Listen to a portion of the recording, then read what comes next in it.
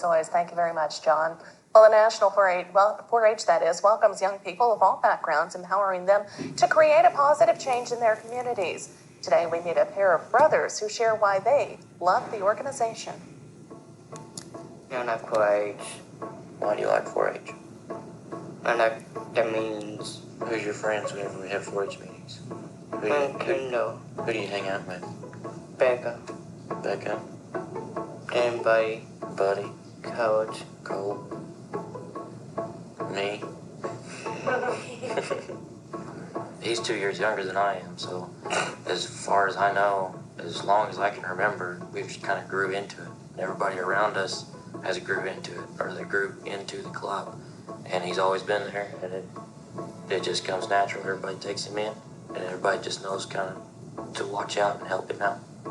I'm going to fair. What's your favorite part about going to the fair? Oh, I like to say the lights. What's your second favorite part of the fair? Cows. The cows? Seeing all the cows and the horses? Llamas. Llamas?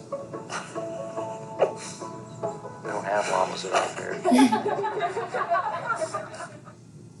Well, thank you to Purdue Extension for providing that video. Well, it's more important now than ever to support local businesses.